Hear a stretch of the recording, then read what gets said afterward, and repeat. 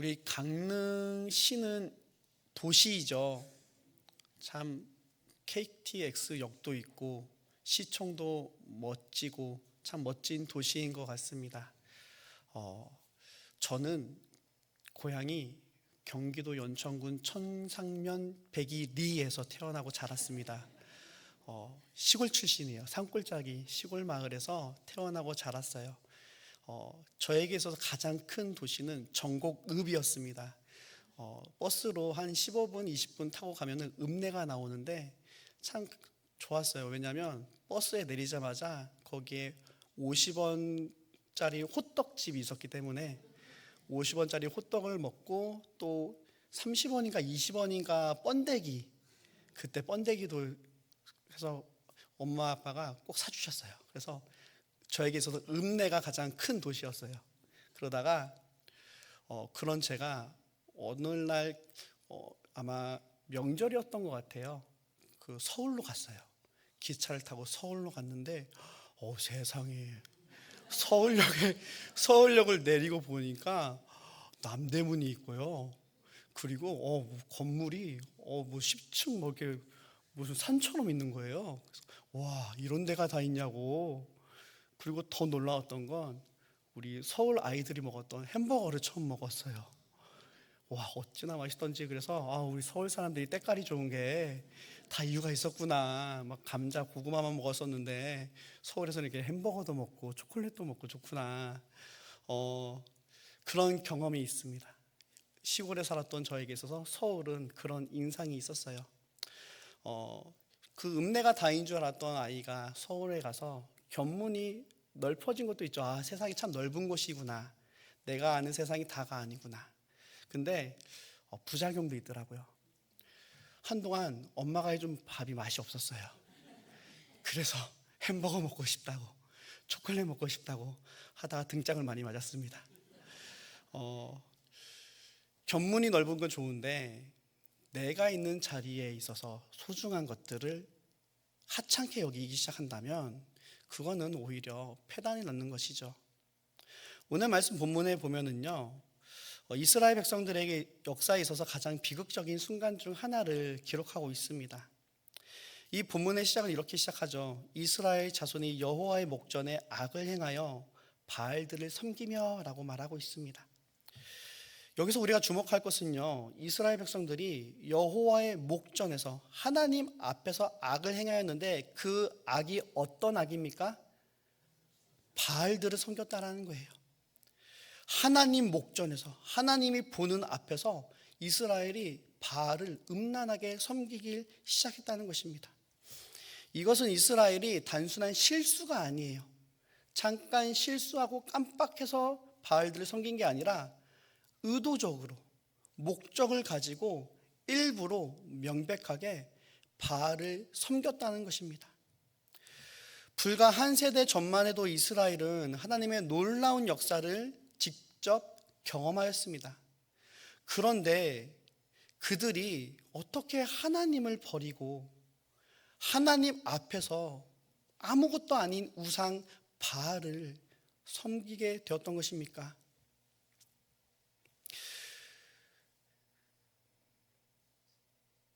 오늘 우리에게도 이런 위험이 존재합니다. 우리는 하나님의 은혜를 경험하고 응답받은 기도들을 기억하면서 인도하심을 체험합니다. 하지만 시간이 지나면서 우리는 너무나 쉽게 그 은혜를 잊어버리고 맙니다. 일상의 바쁨 속에서, 세상의 유혹 속에서 우리는 하나님을 점점 우리 삶의 중심에서 밀어내게 되는 것이죠. 그렇다면 이스라엘은 왜 하나님의 그 놀라운 은혜와 구원을 경험하였음에도 불구하고 그 하나님 목전에서 바알을 섬기게 되었습니까? 그것은요, 이스라엘에게 있어서 바알은 어떤 존재였는지, 또 가나안 문화는 어떤 문화였는지를 좀 살펴보길 원합니다. 이스라엘 백성들이 가나안에 들어가기 전까지 그들은 어떤 생활을 해왔냐면 유목 생활을 했어요. 광야를 떠돌아다녔죠. 그러다 보니까 그들에게 있어서 집은 사치였어요. 그리고 무거운 책상, 침대 이런 거는 사치죠. 그들에게 있어서 그 유목 생활에 적합한 짐, 그 적합한 수준의 생활, 적합한 수준의 그런 활동들을 해왔을 것입니다. 그들에게 있어서 꿈꾸는 그런 가정의 모습은 그럴 거예요. 이동하기에 편하고 이동하기에 간편한 복장과 그리고 살림 도구들, 그것만 있었으면 다였을 거예요. 그런데 그들이 이제 하나님이 허락하신 가나안 땅에 들어갔습니다. 그 땅을 차지해서 그 땅에 살아야 되는데, 그 땅의 주변의 문화를 보면, 도시를 보면 어떻습니까? 자기들에 비하면 완전 도시인 거예요. 자기들에게서 가장 최고의 건물은 성막이었을 것입니다. 그렇죠? 자신들의 모든 힘과 모든 자원을 동원해서 하나님을 예배하는, 하나님을 임재를 상징하는 그 성소와 성막을 지었습니다. 근데 그래서 그들은 성막이 최고인 줄 알았는데, 가나안 땅에 들어와 보니까 가나안 백성들의 사는 도시가 너무 좋은 거예요. 자신들의 성막은 가죽으로 만든 텐트에 불과했는데, 이방 신전을 보니까 너무 으리으리한 거죠. 그리고 그들의 생활 수준도 너무 잘 살아요. 사치품이 너무나도 많아요. 마치 시골에 살았던 제가 서울에 경험한 것과 같이 그들은 어떻게 보면 세상적인 눈이 떠진 거예요. 그랬을 때 이스라엘 백성들은 이제 우리도 이제 농업사회를 하고 이 땅에서 경제적으로 문화적으로 번성해야 되는데 어떻게 하면 잘 살 수 있을까 생각해 봤더니, 그들은 바알이라는 신을 섬기는데 그 바알의 신이 어떤 신이냐, 풍요와 다산의 신으로 여겨지고 있었다는 겁니다. 당시 바알과 아스타롯은 당시 가나안 사람들이 섬기던 우상이죠. 바알은 풍요와 다산의 신으로 여겨졌고, 아스타롯은 사랑과 전쟁의 여신으로 숭배되었습니다. 당시 가나안은 이미 철기 문명에 진입하였고, 거대한 성벽과 잘 닦인 도로, 화려한 신전을 가지고 있었습니다. 가나안은 이미 농업적으로, 문화적으로, 경제적으로 어느 정도 자리를 잡은 땅이었습니다. 반면에 이스라엘 백성은 광야에서의 유랑 생활을 마치고 정착을 이제 시작하는 단계였습니다. 그들에게 가나안 땅의 모습은 화려하고 멋진 모습들이었던 것이죠. 그런데 문제는 무엇입니까? 문제는 그들이 단순히 새로운 삶의 방식을 받아들인 것이 아니라 하나님을 버리고 그 자리를 다른 것으로 채웠다는 데 있습니다. 어떻게 하면 우리도 저 사람들처럼 잘 살 수 있을까 하는 생각, 어떻게 하면 나도 저 사람들처럼 풍요로운 삶을 살아갈 수 있을까, 어떻게 하면 나도 저 사람들처럼 저렇게 멋진 삶을 살아갈 수 있을까, 그런 생각들로 인해서 그렇다면 저 사람들은 바알이라는 신을 섬기네, 바알이 풍요를 보장해 주는구나, 바알이 안전을 지켜주는구나, 바알을 섬기면 더 성공할 수 있구나 라는 유혹들이 이스라엘의 마음속에, 생각 속에 조금씩 스며들기 시작하였고, 결국 우리 지난번에 살펴봤던 말씀과 같이 여호와를 섬겼던, 하나님을 알고 하나님을 섬겼던 세대가 다 죽자 이제 다른 세대들이 되어서 그들은 하나님 목전에서 바알을 음란하게 섬기게 되었던 것입니다. 하나님이 계셔야 할 자리에 바알이 들어오고 하나님께 드려야 될 믿음과 신뢰를 아스다롯에게 넘겨준 것입니다. 오늘날 우리에게도 이 우상은요, 모양만 바뀌었을 뿐 여전히 강력하게 다가오고 있습니다.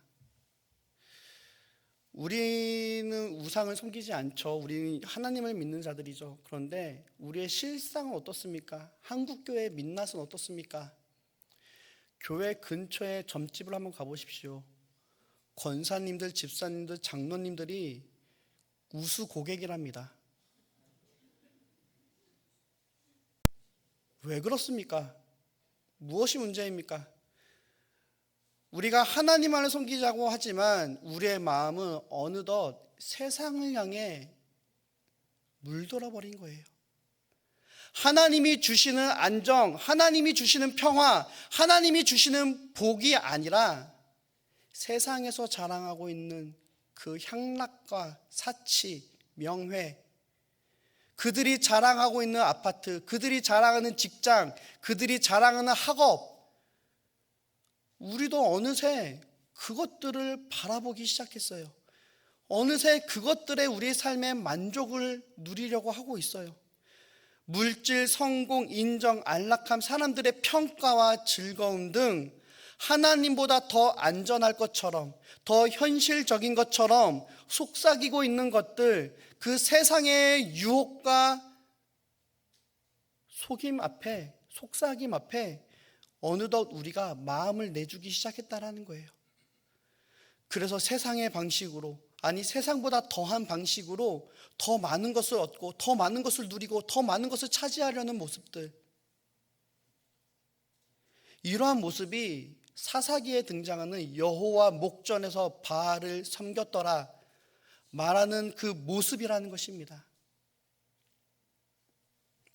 우리의 삶의 우선순위가 바뀌고 우리의 관심이 하나님 나라를 이루어가는 것이 아니라 이 세상에서 말하는 복, 이 세상에서 말하는 자랑을 누리고 차지하려는 데 더 관심이 쏠리고 우리의 시간과 집중과 에너지를 그것에 투자하기 시작한다면 우리는 이스라엘 백성들과 같이 여호와 목전에서 바알을 섬기는 것과 같다는 것입니다. 그런데 기억하십시오. 우리의 마음은 오직 하나님 안에서 참된 만족을 얻을 수 있습니다. 바꿔 말하면요, 우리의 마음은 하나님을 떠나 그 공허한 자리를 무언가로 채우기 위해 끊임없이 새로운 바알을 찾아 나선다는 거예요. 하나님 아니면 채울 수 없는 우리의 심령을, 하나님을 버린 모든 사람들은요, 또 다른 우상을 만들어서 그 자리를 채우려고 한다는 것입니다. 그리고 그 결과는 무엇입니까? 사망입니다. 죽음입니다. 생명 대신 하나님을 떠난 우리는 결국 사망 이후 죽음에 머물러 앉을 수밖에 없습니다. 그랬을 때 하나님은 그런 이스라엘을 향해 어떤 일을 하십니까? 우리 14절 말씀을 함께 보겠습니다. 14절 말씀 함께 읽겠습니다.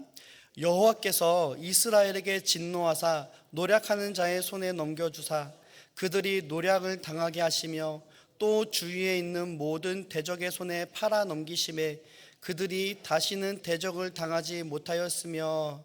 아멘. 하나님께서는 이스라엘에게 진노하셨습니다. 그래서 그들을 노략하는 자들의 손에 넘겨주셨다라고 말씀하고 있습니다. 많은 사람들이요, 이 사사기의 말씀을 보고 진노하시는 하나님에 대해서 불평을 쏟아낼 수도 있습니다.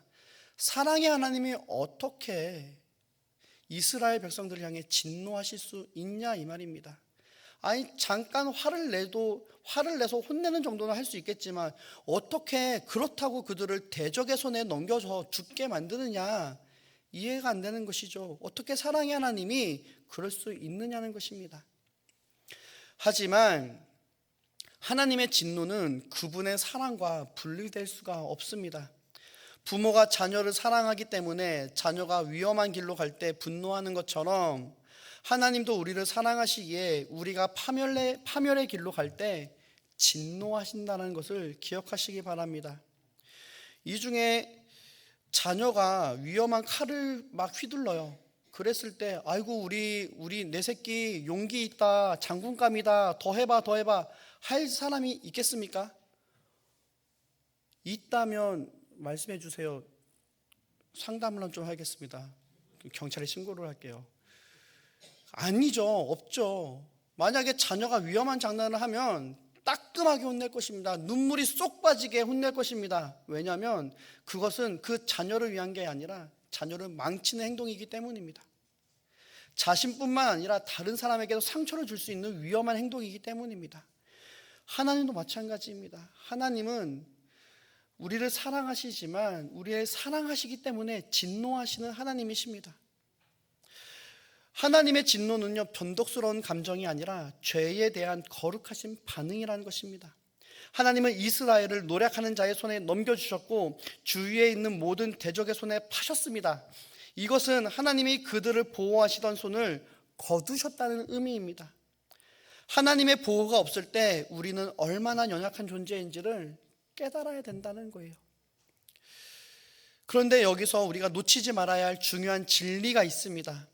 하나님의 심판은요, 우리를 파괴시키기 위한 것이 아니라 우리를 회복하기 위한 목적입니다.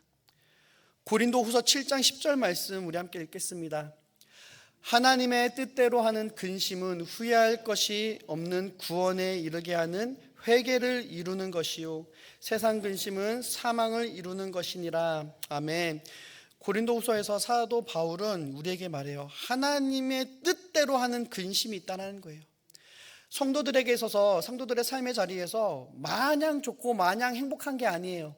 때로는 하나님이 우리에게 근심을 주세요. 고난을 주신다라는 거예요. 근데 그 근심과 고난을 주시는 이유가 무엇입니까? 우리를 죽이려고 하는 것이 아니라 우리가 회개하여 돌이켜서 하나님께 돌아와 구원받게 하기 위함이라는 것입니다. 이스라엘 백성들도 마찬가지예요. 그들은 하나님이 아니라 바알이 자신들의 풍요를 줄 거라고 착각했어요. 바알을 잘 섬기면 자신들은 안전할 것이라고 여겼어요. 바알을 잘 섬기면 행복할 거라고 생각했어요. 그래서 하나님은요, 어쩔 수 없이 그들을 붙들고 있는 손을 내려놓으신 거예요. 바알이 아니다. 바알이 너의 만족이 아니다. 바알은 너의 행복이 아니다. 나 여호와가 너희의 행복이고 나 여호와가 너희의 생명이고 나 여호와가 너희의 참된 목자다. 그것을 깨닫게 하기 위해서 하나님은 손을 내려놓으신 것입니다.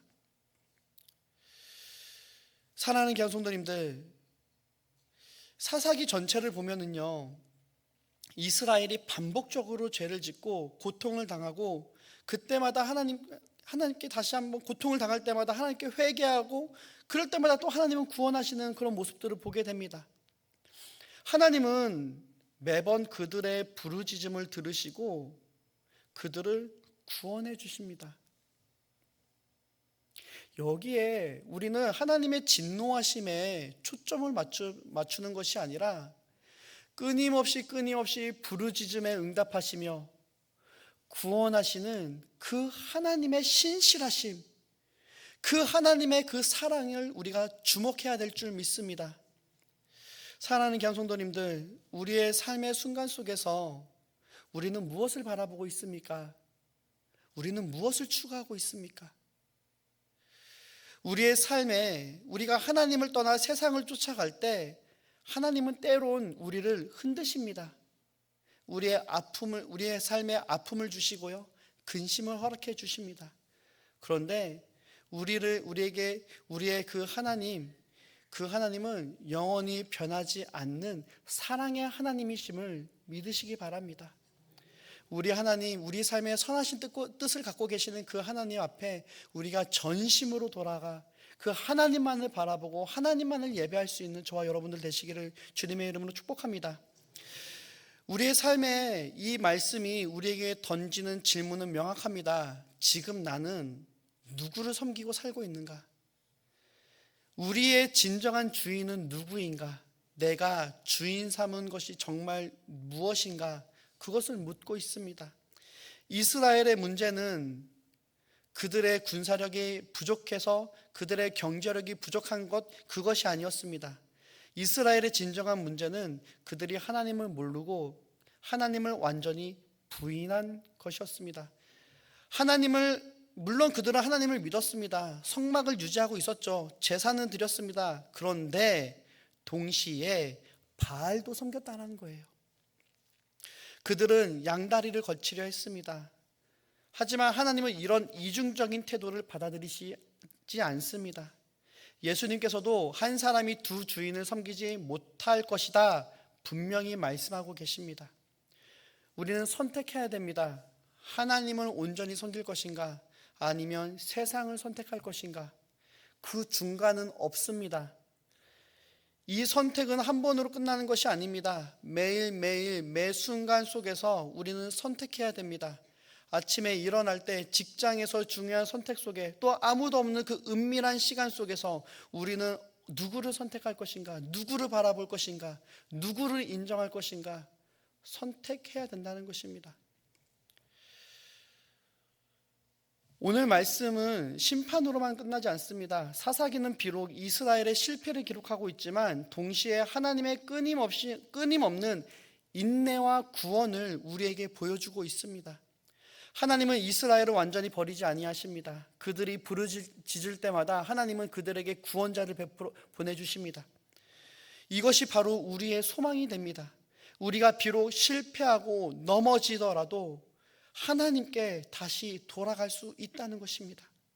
우리가 하나님을 잊었을지라도 하나님은 우리를 잊지 않으십니다. 우리가 하나님을 버릴지라도, 우리가 잠깐 넘어질지라도 하나님은 우리를 완전히 버리지 아니하십니다. 시편 기자는 시편 103편 8절에 이렇게 말하고 있습니다. 여호와는 긍휼이 많으시고 은혜로우시며 노하기를 더디하시고 인자하심이 풍부하시도다. 할렐루야.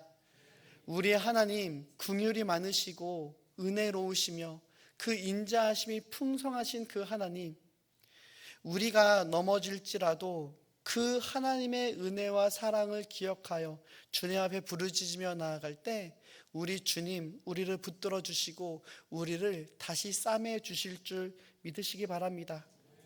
우리의 소망은 우리에게 있는 것이 아니라 오직 하나님 예수 그리스도께 있습니다. 사랑하는 경성도님들, 오늘 말씀을 통해 우리 결단하기 원합니다. 우리는 하나님의 은혜를 기억하시기 바랍니다. 무엇보다 우리 대림절 기간입니다. 우리를 위해 이 땅에 오신 예수 그리스도의 그 은혜와 그 사랑을 기억하고 소망하실 수 있는 저와 여러분들 되어지기 원합니다. 그리고 우리는 우리의 삶 가운데 하나님을 대체하고 있는 것들은 있지는 않은지 점검해 봐야 될 줄 믿습니다. 우리의 지금 나의 바알은 무엇입니까? 무엇이 우리의 아스다롯입니까? 정직하게 우리의 마음을 들여다보고 예수 그리스도의 십자가 앞에 철저히 회개하실 수 있는 저와 여러분들 되어지기 원합니다. 마지막으로 우리 하나님 앞에 온전히 돌아가실 수 있는 저와 여러분들 되어지기 원합니다. 반쪽짜리 헌신이 아니라 전 인격적인 헌신을 하나님 앞에 올려드리기 바랍니다. 우리의 시간, 재능, 재물, 관계 모든 것을 하나님께 드릴 수 있는 저와 여러분들 되어지길 원합니다. 혹시 이 자리 가운데 하나님으로부터 멀어졌다고 느끼시는 분들 계시진 않습니까? 세상의 것들에 마음을 빼앗겨 신앙이 식어져 버린 분 계시진 않습니까? 오늘이 바로 하나님께 돌아갈 시간인 줄 믿습니다. 하나님은 지금도 우리를 기다리고 계십니다. 우리 삶의 자리 속에서 십자가를 통하여 그 구원을 확증해 보이신 예수 그리스도를 힘입어 우리 삶의 중심과 초점과 방향을 오직 주님께 맞추며 오직 주님만을 예배하며 주님과 동행하는 삶을 살아가실 수 있는 저와 여러분들 되시기를 주님의 이름으로 축복합니다. 함께 기도하겠습니다. 이 시간 함께 기도